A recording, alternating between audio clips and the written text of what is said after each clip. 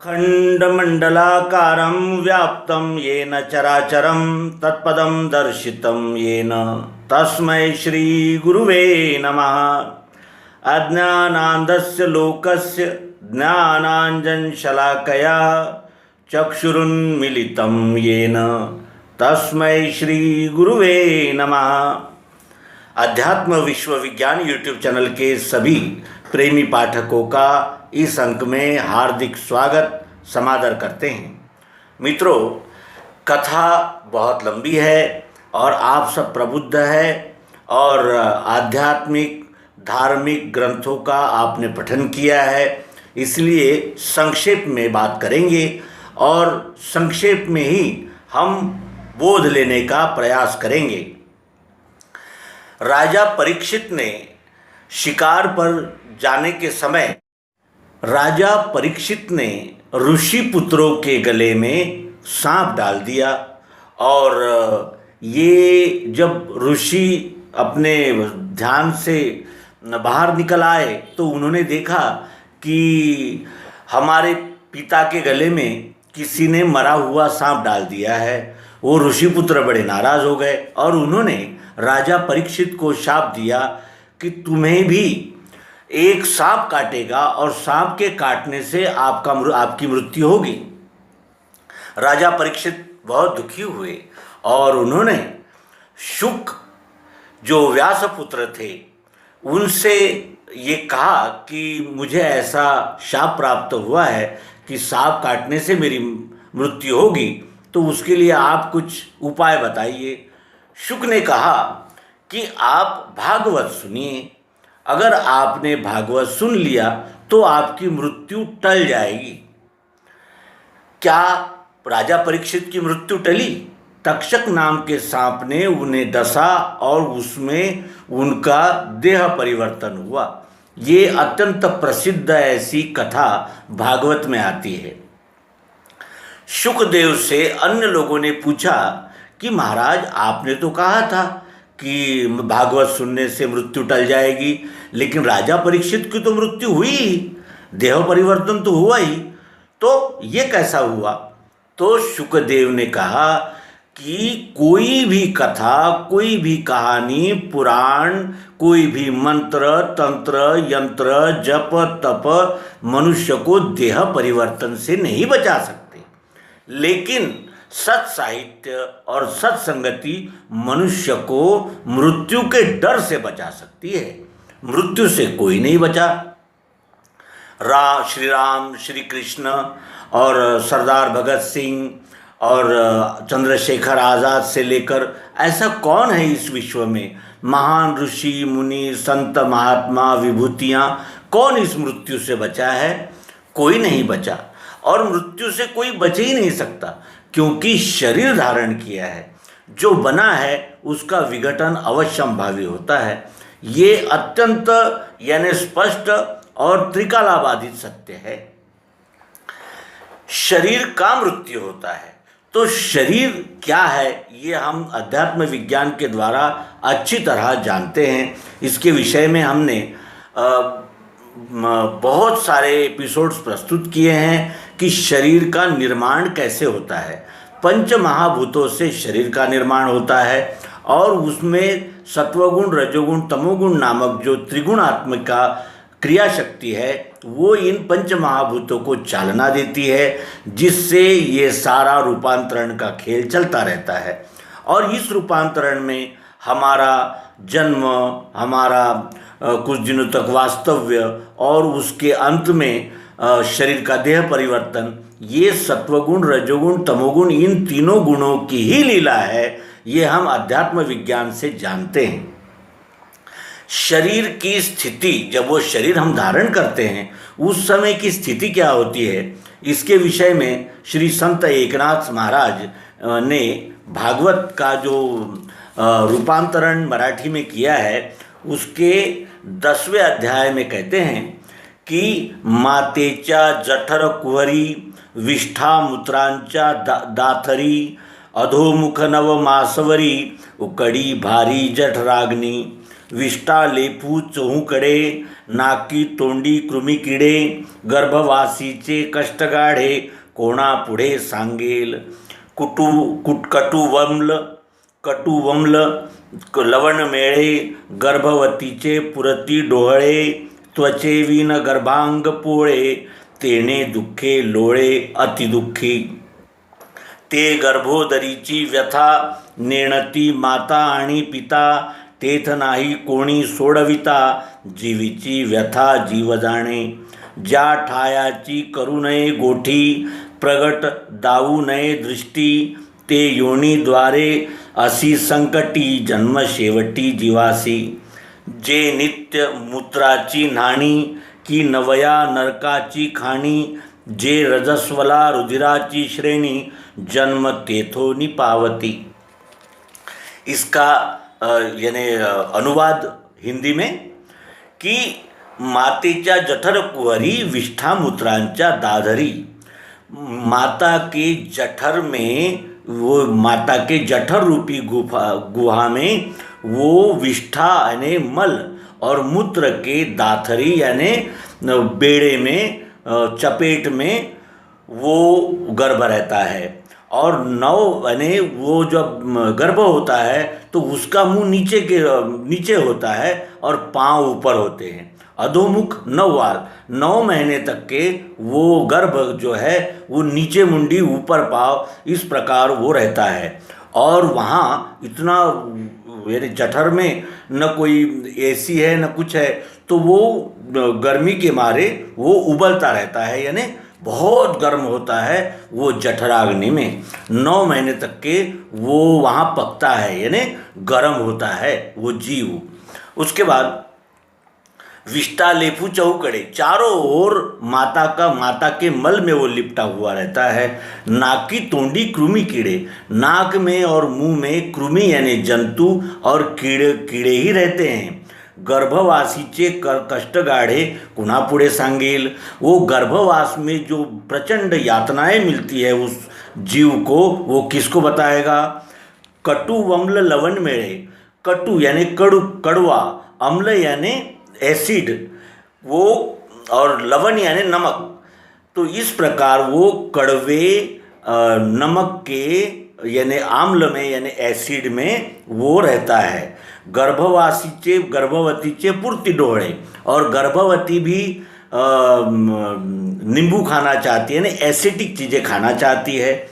और वो जो गर्भ जब रहता है तो उसमें उसको उस समय त्वचा तो आई नहीं रहती है. इस तरह वो बगैर त्वचा का जीव वहाँ पोड़े यानी भूनता रहता है 9 महीने तक के. तेने दुखे लोड़े अति दुखी, उससे वो इतना परेशान हो जाता है जीव कि अत्यंत दुखी होकर वो फड़फड़ाने लगता है, तड़पने लगता है. ते गर्भोदरीची व्यथा, नेणती माता आणि पिता. उस गर्भ में होने वाली तकलीफ़ों को न माता जानती है न पिता जानते हैं. तेथ नाही कोणी सोडविता, जीवीची व्यथा जीव जाने.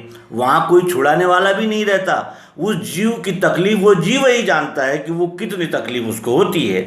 ज्या ठायाची करू नये गोठी, प्रकट दाऊ नये दृष्टि, यानी जिस जगह की बात भी करना गलत है और बात भी हम नहीं बता सकते हैं, और वो यानी प्रकट यानी अनुभव यानी उपमाओं से भी वो व्यक्त नहीं कर सकते.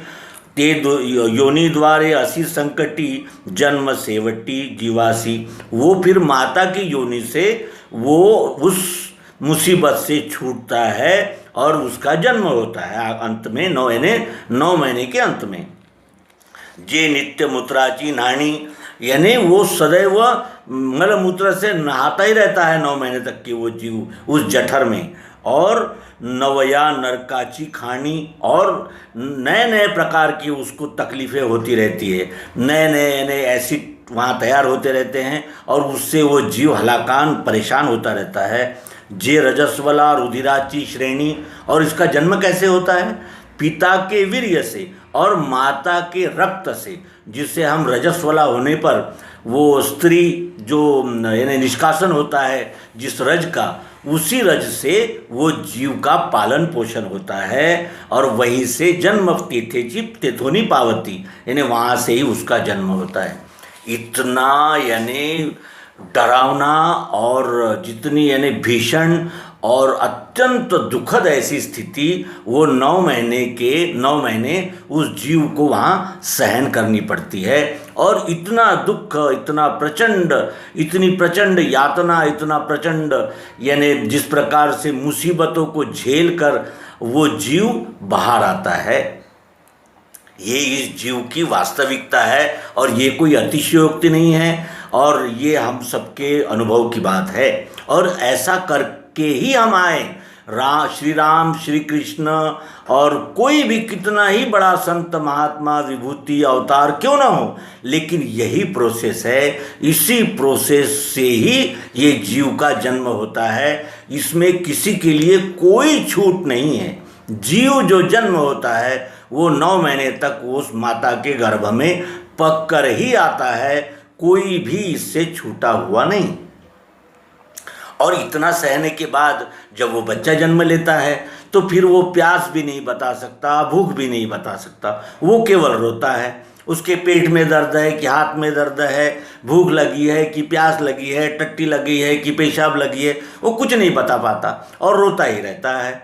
माता कहती है भूख लगी होगी, तब भी वो रोता है क्योंकि उसके पेट में दर्द है, यानी वो बता भी नहीं पाता बहुत सारे दिनों तक। फिर जब वो बड़ा हो जाता है तो फिर अनेक प्रकार के जिम्मेदारियां और सामाजिक परिवेश में अनेक प्रकार के उसको बंधन लग जाते हैं और फिर यानी ऐसी इस प्रकार वो अनंत महत्वाकांक्षाओं और जिम्मेदारियों में पलता हुआ बढ़ता है। अनेक प्रकार के उस पर ताण तनाव टेंशन्स रहते हैं। पढ़ाई का टेंशन है तो युवावस्था हो जाती है तो यानी जिसे कहते हैं कि सेक्स का टेंशन है, तो अनेक प्रकार के टेंशन लेता है। फिर वो शादी होती है तो फिर पत्नी है तो फिर बच्चे हुए, पत्नी और बच्चे का संगोपन, उसका भी टेंशन होता है। यानी ये टेंशन लेता हुआ ही चलता है। एक दांत में दर्द होता है तो मनुष्य को हिला देता है, मनुष्य हाय राम करने लगता है। इस प्रकार अनेक यातनाओं को भोगते हुए इसका संपूर्ण जीवन चलता रहता है। उसके बाद जब वो प्रौढ़ हो जाता है तो बच्चों की शादी करो, घर बनाओ, सामाजिक प्रतिष्ठा प्राप्त करो, फिर वो कुल का नाम, जाति का बंधन और अनेक प्रकार के ऐसे उस पर जिम्मेदारियां आती ही रहती है। फिर आता है बुढ़ापे में हमारे इंद्रियां साथ नहीं देती, अनेक प्रकार की तकलीफ़ें हमें भोगनी पड़ती है और अंत में आता है शरीर त्याग। तो जो ये पंच प्राण है, ये पंच प्राण जब इस शरीर से निकलते हैं तो क्या वो इतने आसानी से और इतनी सरलतापूर्वक निकलते होंगे? प्राण, व्यान, उदान, समान और अपान, ये पंच प्राण आकर्षित होते हैं, यानी खींचे जाते हैं, बाहर निकलते हैं। तो नस नस में हमें क्या यातना होती होगी वो तो मृत्यु हुए बगैर हम जान नहीं पाते, और यातनाएं होती ही होगी क्योंकि 5 वायु जो है वो अपने अपने स्थान छोड़कर निकल जाते हैं। पृथ्वी में, जल में, अग्नि में, वायु में, और ये जो मन, बुद्धि, चित्त और अहंकार, ये अंतरेंद्रिय है, ये आकाश में लय को प्राप्त करते हैं। इस प्रकार ये संपूर्ण जीवन का प्रवास अत्यंत संघर्षपूर्ण है। फिर भी मनुष्य मृत्यु के नाम से डरता है, मृत्यु के नाम से घबराता है, मृत्यु के नाम से रोने लगता है। क्या कारण हो सकता है? इसका कारण यही है कि यहाँ जीते जीते हम इसको अपना मान लेते हैं। ये मेरा घर है, ये मेरे बच्चे हैं, ये मेरा परिवार है, ये मेरी पत्नी है, ये मेरा समाज है, ये मेरी जाति है, ये मेरा पंथ है, ये मेरा संप्रदाय है, ये मेरा देश है। इस प्रकार मेरा ये करता रहता है और इस मेरेपन की आसक्ति में इतना खो जाता है कि इसको छोड़कर जाने की कल्पना से ही व्याकुल होने लगता है और इसीलिए मृत्यु का इसे भय लगता है। वास्तविक मौत होती किसकी है? मृत्यु तो केवल शरीर की होती है और मृत्यु शरीर की होती है। इस विषय में भगवान श्री कृष्ण जी अर्जुन को बोध देते हैं। आइए हम भी इस अवसर पर उस बोध का अवलोकन करें। कहते हैं कि अविनाशी तु तद्विद्धि येन सर्वमिदं ततं विनाशमव्ययस्यास्य न कश्चित् कर्तुमर्हति। अंतवंत इमे देहा नित्यस्योक्ता शरीरिणः अनाशिनो प्रमेयस्य तस्माद्धुष्यस्व भारत। य एनं व्यक्ति हंतारं यश्चेनं मन्यते हतम् उभौ तो न विजानीतो नायं हन्ति हन्ति न हन्यते न जायते म्रियते वा कदाचिन् नायं भूत्वा भविता न वा न भूयाः अजो नित्यः शाश्वतोऽयं पुराणो न हन्यते हन्यमाने शरीरे। वेदा विनाशिनं नित्यं य एनं जं व्ययं कथं स पुरुषः पार्थकं घातयन्ति हन्तिकं। वासांसि जीर्णानि यथा विहाय नवानि गृहान्ति नरोपराणि तथा शरीराणि विहाय जीर्णान्यन्यानि संयति नवानि देहि। भगवान श्री कृष्ण जी कहते हैं कि अविनाशी अप्रमेय नित्य तिसके शरीर ये विनाशी है कहे ज्ञानी इसी से लड़ भारत। अविनाशी वही जानो व्याप्त जो सब विश्व में उस अव्यय का नाश कोई भी कर नहीं सके। जो जाने है इसे हंता माने जो मृत्यु है इसे दोनों ही मूर्ख है। आत्मा मरता मारता नहीं हुआ नहीं मरता भी नहीं है जन्मा था वा जाएगा है न ऐसा नित्य स्थायी ये अजन्मा पुराना मरे नहीं देह को मृत्यु आवे। जो इस अविनाशी को अजन्मा नित्य अव्यय जाने है सो किसे पार्थ मारेगा मरवाएगा। जो त्याग के ये कपड़े पुराने नवीन लेवे नर दूसरे ही उसी प्रथा से यह जीर्ण देह छोड़े लखे देह नया स्वदेही। इसे शस्त्र नहीं काटे आगी नहीं जला सके जल से ये नहीं भीगे वायु सूखा नहीं करे। ये अछेद्य अदाही है भीगता सूखता नहीं नित्य है सर्व में स्थायी सनातन हिले नहीं। अचिंत्य है ये अव्यक्त अविकारी कहा गया ऐसा जान के इसको शोक के योग्य तू नहीं। कहेगा यदि तू आत्मा होता है नित्य ही मरे तो भी इसके लिए पार्थ शोक तेरा अयोग्य है। पैदा होवे तिसे मृत्यु जन्म है जो मरे उसे यही सिद्धांत है स्थायी इससे शोक व्यर्थ है। मूल में भूत है गुप्त मध्य में दृश्य है हुए अंत में फिर अव्यक्त इनका शोक है वृथा। भगवान श्री कृष्ण जी कहते हैं कि तेरा शरीर नाशमान है तुम नहीं तुम्हारा कभी नाश नहीं होता क्योंकि तुम अव्यक्त हो अविकारी हो नित्य हो स्थायी हो अजन्मा हो पुराने हो। तुम्हें कोई मार ही नहीं सकता क्योंकि तुम निराकार हो। तुम्ही ने लिए हुए ये अनंत प्रकार के आकार है। आकार का नाश होता है तुम्हारा नहीं होता। जैसे हमारे वस्त्र फटते हैं हम नहीं फटते वस्त्र फटते हैं। जब हमारे वस्त्र मैले हो जाते हैं फट जाते हैं तो हम उनको फेंक देते हैं और नए वस्त्र वो पहन लेते हैं। तो जब हम नए वस्त्र पहनते हैं तो क्या हम दुख मनाते हैं कि हमने पुराने वस्त्र त्याग दिए? पुराने वस्त्र छोड़कर हम नए वस्त्र धारण करते हैं इसलिए वो पुराने वस्त्रों को त्यागने का कभी हम दुख मनाते ही नहीं। वैसा ही इस आत्मा ने ये शरीर रूपी वस्त्र धारण किया है। तो ये शरीर रूपी वस्त्र जब हमने ओढ़ा था तब हमने इसके पूर्व में ही देखा कि गर्भावस्था में क्या अवस्था होती है इस जीव की। फिर वो बाहर आता है तब भी उसको सुख चैन नहीं और फिर वो जीवन भर अनेक प्रकार की जिम्मेदारियों में महत्वाकांक्षाओं में अनंत प्रकार के दुख अपमान और अनेक प्रकार की यातनाएं भोगता ही रहता है। और अंत में मृत्यु के समय भी पंच प्राणों का कर्षण उसे अत्यंत पीड़ा देता है और इस तरह वो ये शरीर जो है वो पीड़ादायक ही सिद्ध होता है। लेकिन शरीर धारण किए बगैर हमारा जन्म ही नहीं हो सकता, इसलिए ये प्रोसेस तो आवश्यक है। तो फिर इतना यातनामय शरीर धारण करके हमने इस जीवन में आने पर क्या करना चाहिए और क्या करने से हमें इतने दुखपूर्ण इस शरीर यात्रा में आनंद की प्राप्ति कैसे होगी, स्थायी समाधान कैसे मिलेगा।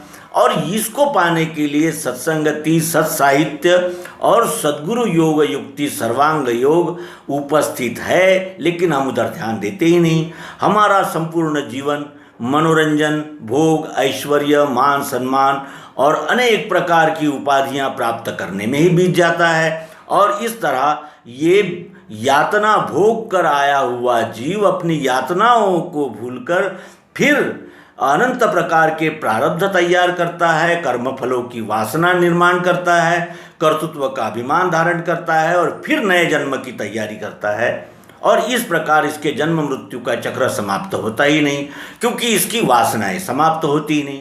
और वासनाओं को समाप्त करने के लिए अध्यात्म के बगैर दूसरा कोई मार्ग है ही नहीं।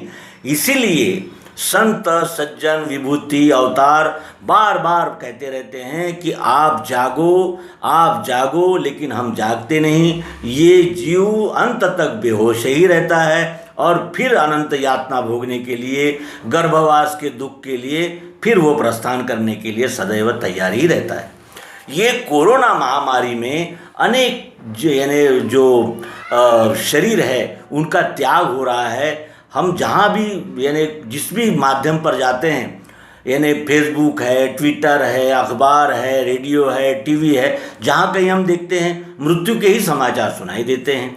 और मान लीजिए कि कोरोना से हमारा मृत्यु नहीं हुआ, तो क्या इस शरीर का मृत्यु नहीं होगा? शरीर का मृत्यु तो होना ही है, फिर वो चाहे किसी भी बहाने से हो। एक ही बहाने से सभी के शरीर यानी परिवर्तन नहीं होते।